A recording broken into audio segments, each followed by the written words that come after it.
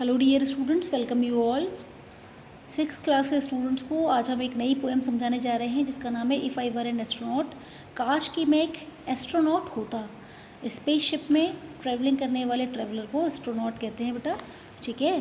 तो पोएम की स्टार्टिंग करने से पहले हम आपको एक शॉर्ट इंट्रोडक्शन इस पोएम का दे देते हैं।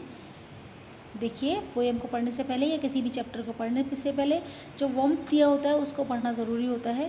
तो देखिए क्या लिखा है इसमें। In the last chapter you read about India's iconic space satellite. इससे पहले वाले लेसन में आपने हमारी इंडिया की आइकॉनिक स्पेस सैटेलाइट जिसका नाम था मंगलयान, ठीक है, स्पेसिफिक यूनिक सैटेलाइट के बारे में सीखा जाना। और नाउ अब जब आपने इतना सब कुछ सीख लिया है तो अब आप इमेजिन करिए you have move to Mars, कि आप मार्स पर चले गए हैं, ठीक है, मार्स प्लैनेट पर चले गए हैं। तो आपको उस रेड प्लैनेट को डिस्क्राइब करना है।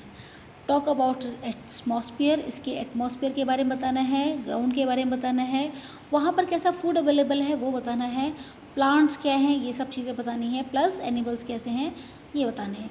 तो वो तो तभी पॉसिबल है जब हम उस जगह पर जा सके, तभी ये हमारे लिए पॉसिबल है। अगर कोई पर्सन वहाँ तक पहुँचता है, ट्रैवल करता है वहाँ तक, तभी कोई भी व्यक्ति उसके बारे में डिस्क्राइब कर सकता है, ठीक है बेटा। तो ये तो सिर्फ एक समझने वाली बात है, इसको हम तभी डिस्क्राइब कर सकते हैं जब हम वहाँ पर जा सकें। चलिए अब हम इस पोएम को पढ़ लेते हैं। देखिए क्या लिखा है।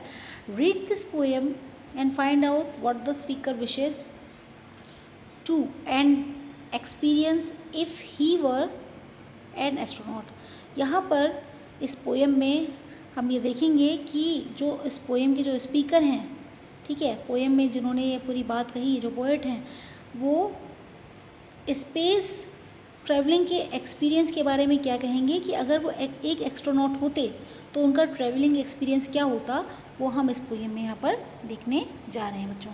देखो क्या है starting line. If I were an astronaut, अगर मैं एक एस्ट्रोनॉट होता, I would fly to any planet of note, ठीक है।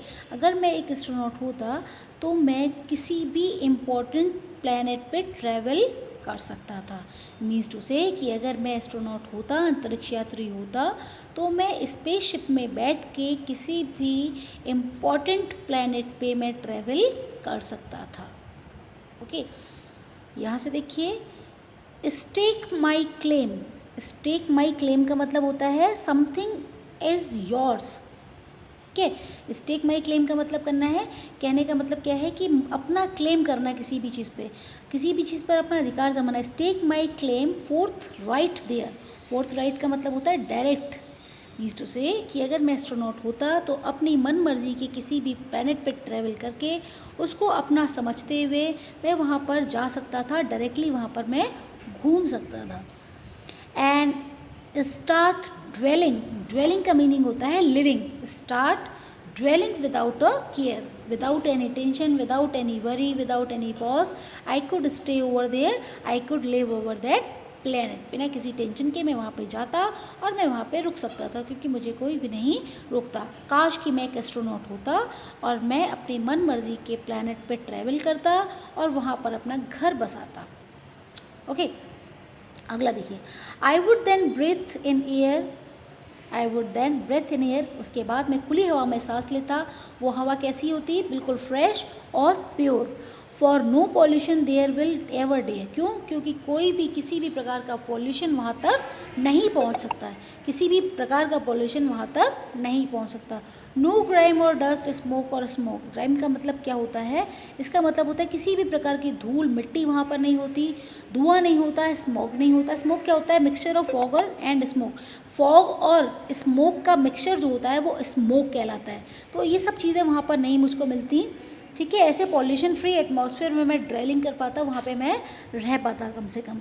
For sure you will never face any fog.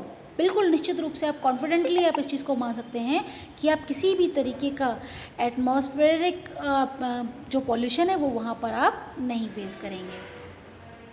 I will रोम, रोम का मतलब होता है मूव करना, चलना फिरना। आई विल रोम, चलना फिरना रेफर्स टू यहाँ पे स्लाइडिंग से है, कोई ऐसे चल फिर नहीं सकता। I will roam at will, मैं अपनी मर्जी से यहाँ से वहाँ रोमिंग कर पाता, चल घूम पाता, स्लाइडिंग कर पाता। स्ट्रॉल, स्ट्रॉल एट लेजर का मतलब होता है जैसे बिल्कुल फ्री हैं, फुर्सत में हैं। स्ट्रॉल मीनिंग होता है वॉक इन अ लिजरली वे, लिजरली मतलब फ्रीली मूव करना, यहाँ से वहाँ चलना, ठीक है। Every place there I will treasure, और जहाँ जहाँ जिस जिस प्लेस पे मैं जाता वहाँ की मेमोरीज को अपने हार्ट के अंदर स्टोर करता, यानी कि जिस जिस प्लेस पे मैं जाता वहाँ से मिलने वाले एक्सपीरियंस को मैं अपने मन के अंदर ट्रेजर करके रखता। My time will be my own to spend, मेरा टाइम मेरा अपना समय होता जिसको मैं अपने हिसाब से स्पेंड कर पाता। No useless task will I attend, और कोई भी फालतू का काम मुझे नहीं करना होता।